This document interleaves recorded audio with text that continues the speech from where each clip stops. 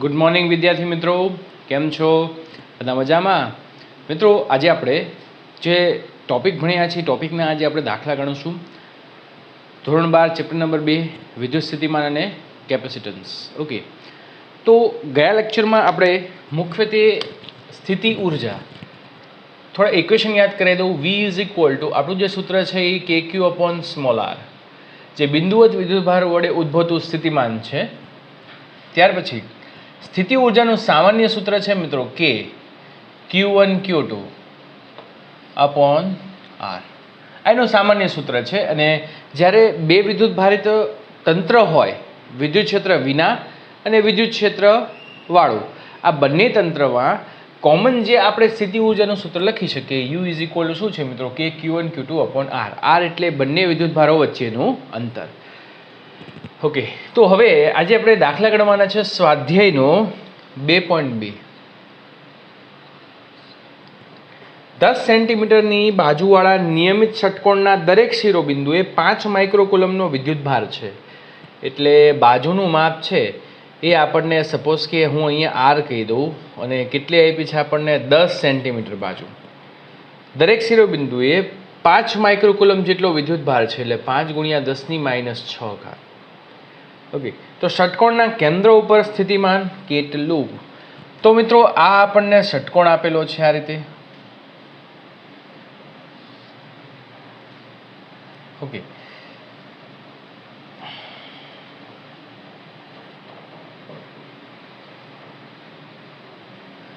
દરેક બાજુનું માપ છે એ r છે. ઓકે, સમાન છે, દરેક ખૂણાઓ સમાન છે. તો કેન્દ્ર ઉપર જે સ્થિતિમાન મારે મેળવવું છે O, હું VO કહી દઉં, તો એ દરેક શિરોબિંદુ ઉપર રહેલા વિદ્યુતભારના સ્થિતિમાનનો સરવાળો કહેવાય. ઓકે, તો દરેક બિંદુએ રહેલા વિદ્યુતભારના સ્થિતિમાનનો સરવાળો એટલે કેટલા વિદ્યુતભાર છે? 1 2 3 4 5 ને 6 વિદ્યુતભાર. તો અહીંયા લખી શકું 6V, કારણ કે દરેકનું અંતરે સમાન છે અને દરેકનો વિદ્યુતભાર પણ સમાન છે મિત્રો. તો અહીંયા થશે 6KQ/r. Q બરાબર શું છે? 5 × 10⁻⁶ એટલે 6. 9 × 10⁻⁹. Q બરાબર 5 × 10⁻⁶. Okay, R is equal two 10 × 10⁻². Right? Okay, આની ગણતરી કરીને આપણે જવાબ મેળવી શકીએ છીએ, બરાબર ને? 5 2 10 અને 2 3 6 એટલે 27.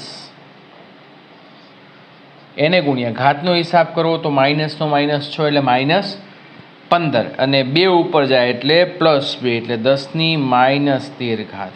ઓકે, વિદ્યુત સ્થિતિમાનનો એકમ વોલ્ટ છે. પોઈન્ટને આ બાજુ લઈ જાઓ તો 10⁻12 થશે. ઓકે, તો આ આપણો જવાબ છે મિત્રો. આગળ જઈએ આપણે. ઓકે, 10⁻6 આવે છે મિત્રો. તો જોઈ લઈએ આપણે ક્યાં ભૂલ કરી છે. અહીંયા ભૂલ કરી છે. K બરાબર 9 × 10⁹ છે. ઓકે, એટલે આપણે તો -2 ઉપર જાય એટલે +2. 9 ને 2 શું થશે? 11. 11 - 6 એટલે 10⁵ થશે મિત્રો. ઓકે, એટલે 2.7 એને ગુણ્યા 10⁶ વોલ્ટ. એટલે આ આપણો જવાબ છે. રાઈટ? ચલો આગળ વધીએ આપણે. ત્યાર પછી એના પછીનો જ એક્ઝામ્પલ જે સ્થિતિમાન પૃષ્ઠ ઉપર આધારિત છે. સમસ્થિતિમાન પૃષ્ઠ કોને કહેવાય? તો જે પૃષ્ઠ પરના દરેક બિંદુએ સ્થિતિમાન સમાન હોય, એટલે કે વિદ્યુત સ્થિતિમાનનો તફાવત છે એ 0 હોય અને કરવું પડતું કાર્ય પણ 0 હોય, એવા પૃષ્ઠને આપણે સમસ્થિતિમાન પૃષ્ઠ કહેવામાં આવે છે મિત્રો. ઓકે, તો 2.3 અહીંયાથી આપણે સ્ટાર્ટ કરી દઈએ છીએ. સ્વાધ્યાયનો 2.3. જો શું કહે છે મિત્રો? બે વિદ્યુત ભારો 2 માઇક્રોકુલમ અને -2 માઇક્રોકુલમ. ઓકે, આ બે વિદ્યુત ભારો છે, એકબીજાથી 6 સેન્ટીમીટર અંતરે દૂર રહેલા છે. બરાબર? તો આવેલા બે બિંદુ A અને B પર મૂકેલા છે. તો તંત્રના કોઈ સ્થિતિમાન પૃષ્ઠની ઓળખ કરો. એટલે સમસ્થિતિમાન પૃષ્ઠ ક્યાં હશે એની આપણે ઓળખ કરવાની છે મિત્રો. ઓકે, અને આ સપાટી પરના દરેક બિંદુએ વિદ્યુત ક્ષેત્રની તીવ્રતા કેટલી? અચ્છા મિત્રો, હવે હું મારે સમસ્થિતિમાન પૃષ્ઠની વાત કરી હોય તો અહીંયા સ્થિતિમાન છે, સ્થિતિમાનનો તફાવત છે કેવો હોવો જોઈએ? 0. ઓકે, તો હું એવું વિચારીશ કે ધારો કે આ બંનેનો મિડલ પોઈન્ટ લઉં. ઓકે, અહીંયા મારે સ્થિતિમાન મેળવવું છે તો આ 3 સેન્ટીમીટર અંતર થઈ જશે. આ પણ શું થઈ જશે? 3 સેન્ટીમીટર. Okay, right. વિદ્યુતભારના મૂલ્ય સમાન પણ બંને વિદ્યુતભાર કેવા છે? વિરુદ્ધ છે. તો અહીંયા મારે સ્થિતિમાન મેળવવું હોય, કુલ સ્થિતિમાન સી બિંદુ ઉપરનું VC ઇઝ ઇક્વલ ટુ હું V1 પ્લસ V2 કહી શકું. તો જો મિત્રો K into 2 micro upon 3 minus આનો માઇનસ આવશે K 2 માઇક્રો. તો 1 પ્લસ 1 માઇનસ તો બંને મિત્રો કેન્સલ થઈ જશે એટલે V0 બરાબર 0. તો V0 બરાબર 0 મળ્યો, વિદ્યુત સ્થિતિમાનનો તફાવત 0 મળ્યો. એનો મતલબ કે સમસ્થિતિમાન પૃષ્ઠ ક્યાં હશે? સી બિંદુએ હશે. એટલે મારે દોરવું હોય તો આમ દોરી શકાય. હો મિત્રો, આ સમસ્થિતિમાન પૃષ્ઠ છે કે જ્યાં સ્થિતિમાન કેવું થઈ ગયું? 0. એટલે કે એ જગ્યાએ સમસ્થિતિમાન પૃષ્ઠ હોઈ શકે. ઓકે, આગળ વધીએ આપણે. આ સપાટી પરના દરેક બિંદુએ વિદ્યુત ક્ષેત્રની દિશા કઈ? તો સિમ્પલ છે, વિદ્યુત ક્ષેત્રની દિશા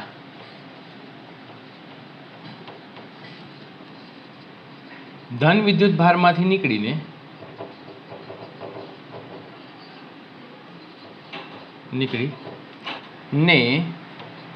ઋણ વિદ્યુત ભારમાં દાખલ થાય છે. એટલે મિત્રો દાખલ જે થાય છે, બરાબર ને, એટલે આપણે આ ધન છે ને આ ઋણ છે તો એની વિદ્યુત ક્ષેત્રની દિશા આ હશે. એટલે કે સપોઝ કે આને એ બિંદુ કહી દઈએ, આને બી બિંદુ કહીએ તો એ થી બી તરફની હશે.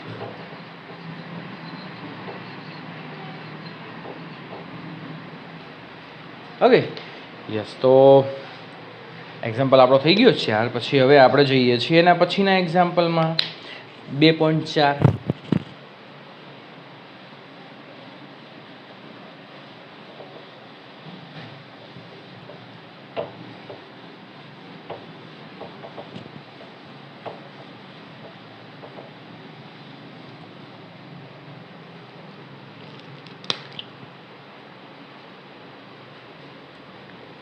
બાર સેન્ટીમીટર ત્રિજ્યાના એક ગોળાકાર સુવાહકની સપાટી ઉપર R બરાબર શું છે મિત્રો?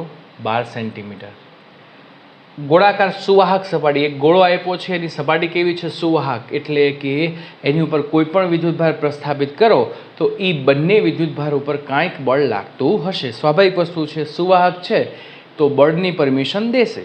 ઓકે, એટલે કે એની ઉપર Q બરાબર 1.6 એને ગુણ્યા 10⁻⁷ કુલમ વિદ્યુતભાર નિયમિત રીતે વિતરિત થયેલો છે. તો પહેલું કામ શું કરવાનું છે? ગોળાની અંદર. ઓકે, તો ગોળાની અંદર અને ગોળાની બહાર. અચ્છા મિત્રો, હવે હું તમને એમ કહું કે ગોળાની અંદરની વાત કરી છે. ઓકે, આની ઉપર હું વિદ્યુતભાર પ્રસ્થાપિત કરીશ મિત્રો, તો આ બધા વિદ્યુતભાર એકબીજા વચ્ચે અપાકર્ષણ બળ લાગે એટલે આ બધા વિદ્યુતભાર સુવાહક ગોળો હોય ને ત્યારે જ આ વસ્તુ શક્ય છે કે બધા વિદ્યુતભાર ક્યાં આવી જાય છે? અપાકર્ષણ બળ પામીને પૃષ્ઠ ઉપર. તો અંદર કોઈ વિદ્યુતભાર હોતા નથી. તો અહીંયા લખીએ કે અંદરની બાજુએ Q is equal two 0, so E is equal two 0. કારણ કે અંદર કોઈ વિદ્યુતભાર નથી તો અંદર કોઈ વિદ્યુત ક્ષેત્ર પણ ઉત્પન્ન નહીં થતું હોય. પછી આપણને કીધું છે ગોળાની બહાર. ઓકે, તો ગોળાની બહારના બિંદુએ આપણે વિદ્યુતભાર છે તો આ દરેક વિદ્યુતભાર વડે વિદ્યુત ક્ષેત્ર ઉત્પન્ન થવાનું છે. ઓકે, તો એ વિદ્યુત ક્ષેત્ર મારે મેળવવું હોય તો હું અહીંયા લખી શકું બહારની બાજુએ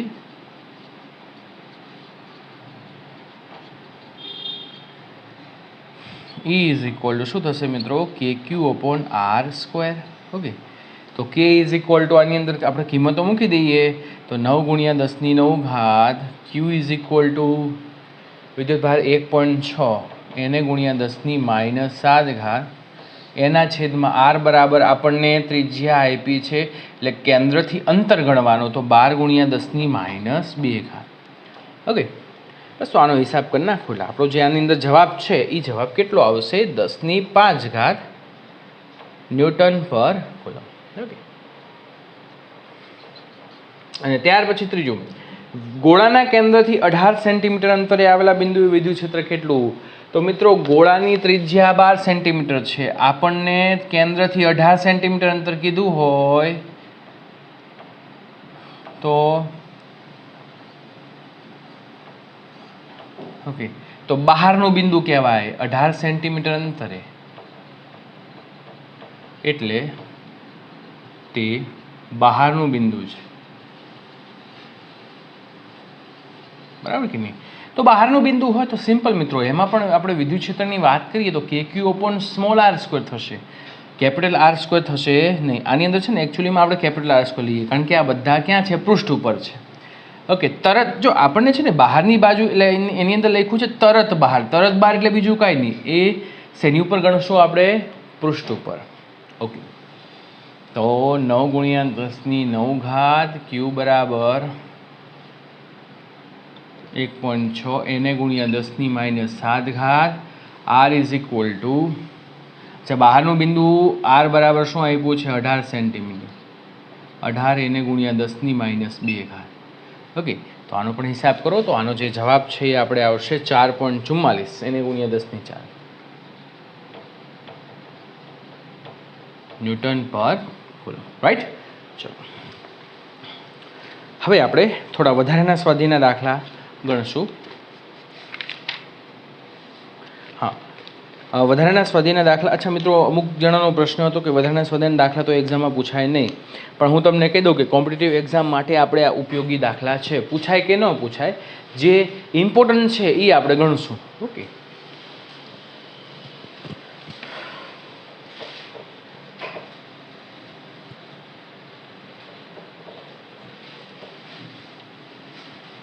હા, જો શું કહે છે આપણને મિત્રો, વધારાના સ્વાધ્યાયનો 2.12 સરસ મજાનો સમ છે. એક 8 મિલીકુલમ વિદ્યુતભાર ઉગમ બિંદુએ રહેલો છે, x અક્ષ અને y અક્ષ, અને આ 8 મિલીકુલમ વિદ્યુતભાર ક્યાં રહેલો છે? x અક્ષ ઉપર. ઓકે, એક નાના -2 × 10⁻9 વિદ્યુતભારને, અચ્છા એક નાનો એટલે પરીક્ષણ વિદ્યુતભાર કહી દઉં છું, -2 એને × 10⁻9 કુલમ વિદ્યુતભારને P003 બિંદુએથી R 069, 003 મીન્સ અહીંયા x અક્ષ ઉપર, ઓકે z અક્ષ ઉપર છે, તો આને આપણે z અક્ષ કહી દઈએ છીએ, બરાબર? તો અહીંયા કરી નાખીએ P શું છે? 003 અને R 069.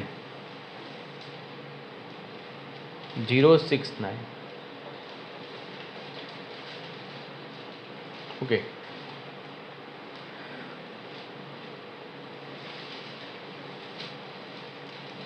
અને Q 040, એટલે એકચ્યુઅલીમાં આને y અક્ષ ગણી લઈએ. 040 એટલે અહીંયા લાવો, પેલા P થી R, R થી પછી ક્યાં લાવવામાં આવે છે? Q. ઓકે, તો લાવવા માટે કરવું પડતું કાર્ય મેળવો, બરાબર કે નહીં મિત્રો? તો હવે સરસ મજાની અહીંયા આપણે કન્સેપ્ચ્યુઅલી વાત કરીએ તો અહીં કરવું પડતું કાર્ય, અહીં કરવું પડતું કાર્ય W is equal two U is equal two શું છે કે ક્યાંથી ક્યાં લઈ જવામાં આવે છે? તો આપણે વિદ્યુતભાર તો અહીંયા ઓકે, અહીંયા Q0 ઇન્ટુ કેપિટલ Q, બે વિદ્યુતભાર છે, બરાબર કે નહીં? Q0 ને P થી લઈ જવામાં આવે છે 1/R1 માઇનસ સ્થિતિ ઊર્જાનો તફાવત. પણ સૌથી મહત્વની વાત શું કે અહીંયા જે થતું કાર્ય છે મિત્રો, એ માર્ગ ઉપર આધાર નથી રાખતું, એના પ્રારંભિક સ્થાન અને અંતિમ સ્થાન ઉપર આધાર રાખે છે. એટલે હવે આપણી જે સમજણ છે ને એ આની ઉપર કેમ અપ્લાય કરવી? તો P થી R લઈ જઈને R થી Q લઈ જઈએ, માર્ગ ઉપર આધાર રાખતું નથી, માત્ર ને માત્ર પ્રારંભિક સ્થાન અને અંતિમ સ્થાન ઉપર આધાર રાખે છે. તો પ્રારંભિક સ્થાન જે છે મિત્રો, એની માટે R1 બરાબર, મારે આનું આ કાર્ટેશિયન પદ્ધતિ મુજબ છે તો સીધું કામ કરી શકું. R1 ઇઝ ઇક્વલ ટુ 0 નો વર્ગ પ્લસ 0 નો વર્ગ પ્લસ 3 નો વર્ગ 9, 9 નું વર્ગનું શું થશે? 3 centimetre. R2 is equal two અહીંયા 0 0 આઈ થિંક 4 આપેલું છે, બરાબર કે નહીં? तो 0 0 अहींया शुं थशे 4 तो अहींया थशे 4 सेन तो बस आनी अंदर मूकी दईए W is equal to U is equal to Q0 is equal to આપણે માઇનસ 2 ગુણ્યા 10 ની માઇનસ 9 ઘાત Q is equal to 8 milli coulomb 10 ની માઇનસ 3 ઘાત ઓકે ત્યાર પછી એની અંદર આપણે કિંમતો મૂકીએ 1/3 ઇન્ટુ 10⁻² માઇનસ 1/4 ઇન્ટુ 10⁻². -2 અહીંયા બહાર કાઢી નાખીએ કોમન ઓકે યસ हाँ तो -2 ऊपर जैसे +2 9 ने 2 11 अथवा तो एक काम करो आ बने ने आपणे पहला कैंसल कर नाखीए 2 ऊपर जाए +2 -3 +2 एटले 10 ની -1 9 2 18 18 8 144 એટલે -144 એને ગુણ્યા 10 ની -1 ओके 1/3 એટલે अच्छा ओके क्रॉस गुणाकार कर नाखीए 4 3 4 - 1 4 - 3 એટલે 1 અને ડિવાઇડ બાય 12 क्रॉस गुणाकार કરી નાખ્યા તો 12 ગુણ્યા 12 એટલે -1.2 જૂલ ઓકે તો આપણને શું મળ્યું કાર્ય મળ્યું કાર્ય એટલે માઇનસ કેમ મળ્યું મિત્રો આપણે ક્યુ વિદ્યુતભારના વિદ્યુત ક્ષેત્રની વિરુદ્ધમાં કાર્ય કરવું પડશે આ પ્લસ છે આ માઇનસ છે બંને વચ્ચે શું લાગે છે મિત્રો અપાકર્ષણ બળ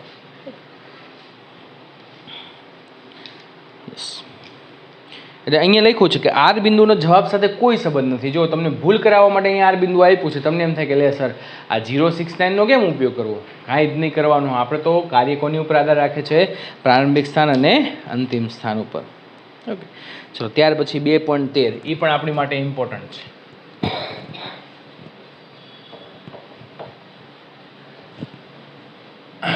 અહીંયા આપણને એક સમઘન આપેલું છે મિત્રો અને એવું કીધું છે કે સમઘનના કેન્દ્ર ઉપર દરેક શિરોબિંદુ ઉપર વિદ્યુતભાર ક્યુ છે તો વિદ્યુતભારના તંત્રની અંદર ઘનના કેન્દ્ર ઉપર સ્થિતિમાન કેટલું તો અહીંયા એક ઘન છે ધ્યાન રાખજો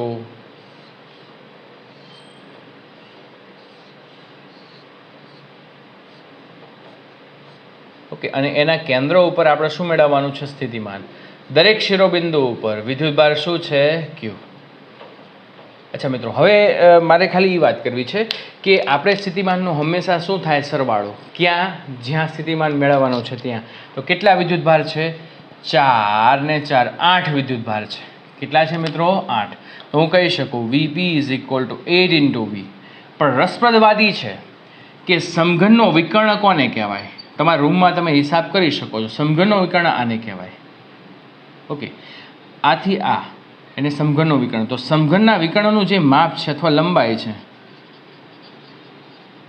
વિકર્ણની લંબાઈ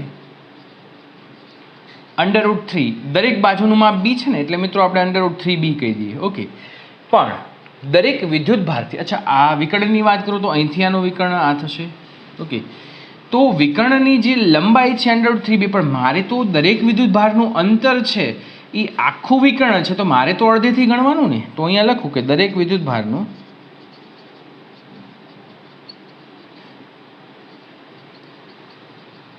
કેન્દ્રથી અંતર VP ઇઝ ઇક્વલ ટુ અચ્છા ઓકે કેન્દ્રથી અંતર શું થશે √3b/2 તો મિત્રો હવે સરસ મજાનું અહીંયા બીજું કામ આપણે કરશું બસ હવે સિમ્પલ થઈ ગયું મિત્રો આ આપણું R થઈ ગયું તો VP is equal two 8kq/r તો R ઇઝ ઇક્વલ ટુ શું મૂકીશું 8kq √3b/2 એટલે 8 2 16